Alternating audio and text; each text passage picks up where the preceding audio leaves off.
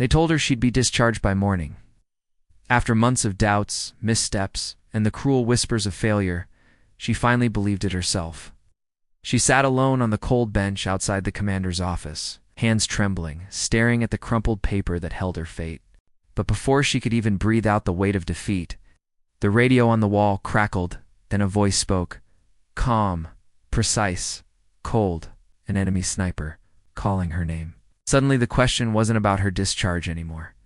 It was about whether she would live to see the sunrise. Before I tell you what happened next, tell me in the comments where you're rewatching from. I love knowing who's listening.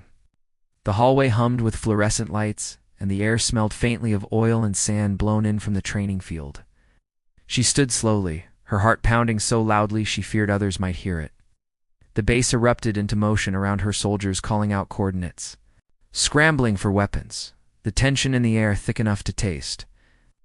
But she felt strangely still, as if the world around her blurred while her senses sharpened into painful clarity. Her name. He had spoken her name. How? Why? She felt a tremor of fear pulse through her. An enemy sniper knowing who she was meant one of two things. Either she had made an impression she didn't understand, or someone had marked her without her knowledge. Neither gave comfort. The commander emerged, face stern, eyes narrowed. He's asking for you, he said quietly. Only you. Whispers followed them down the hall, disbelief, worry, curiosity. A young soldier muttered, but she's being discharged. Another hissed back, not anymore. The world had shifted, and she felt it like a tremor in her bones. Outside the air was sharp, late evening sun sinking behind distant ridges and casting long shadows across the desert.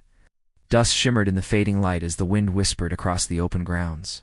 Somewhere hidden among the rocks, the sniper waited, calm, patient, deadly. She stepped forward, her boots crunching softly, knowing every eye on the base watched her in hell-breathed silence. The sniper's voice crackled again through the edge of the radio frequency. I only want to speak to her, alone. A ripple of unease washed across the soldiers. Her throat tightened. She thought she'd never see him again. She was wrong. Moved toward the perimeter with slow, deliberate steps, her mind a storm of questions and memories. Weeks ago, during a chaotic mission, she had spared an enemy fighter young, wounded, terrified. Her team had questioned her compassion. Some had called it weakness. She wondered now whether that moment of mercy had somehow led to this. She reached the boundary wall, the desert stretching endlessly beyond. The air pressed heavy and still. Why me? She whispered into the emptiness. Then, from far off to far to see, but close enough to feel his voice carried gently across a pirated frequency. You saved my brother. Her breath caught. You didn't have to, the sniper continued. His tone held no malice, only a strange, solemn respect. I owed you the truth. Someone in your base wants you gone. Discharged, silenced. I thought you should know before it's too late. A chill crawled across her spine. The discharge papers, the sudden push to remove her. Pieces clicked sharply into place. This wasn't failure, it was sabotage. Someone had tried to erase her. From the watchtower, soldiers exchanged stiff glances. Rumors spread like wildfire. The moral lines grew blurry. Could they trust the word of an enemy? Did mercy truly echo this far? Then a single shot rang out, not at her, but into the sky. A signal, a warning. Shadows moved across the ridge, revealing a second sniper target, the one aiming for her. He had been there the whole time. Her breath shuddered. She was seconds from death, and she had never even seen the danger. The enemy sniper spoke once more, voice soft, debt paid. And then he vanished from the ridge like smoke, leaving only silence behind. Soldiers flooded toward her. Some embraced her. Others looked ashamed for ever doubting her. The commander approached last. His expression transformed, not pride, not shock, but reverence. You're not being discharged, he said firmly. You're being reassigned. And this time, you won't be standing alone. She felt tears burn behind her eyes, not of fear, but of relief, of belonging.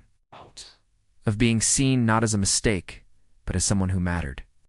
She looked out across the desert, the wind lifting dust into golden swirls. Where out there an enemy she had spared her in return. Mercy had circled back. Courage had been recognized. Because kindness doesn't vanish, it waits, and it finds its way back. And as the last rays of sunlight touched her face, she felt the weight of the morning bench fade away, replaced by something fierce and bright hope. The same hope that had breathed life into her deepest doubts now stood tall beside her like a silent companion. If this story moved you, share your thoughts in the comments and subscribe to Whispered Words for more cinematic, heartfelt mission stories. Your voice helps us keep these powerful stories alive. Stay tuned. Your next story might be the one that changes someone's day.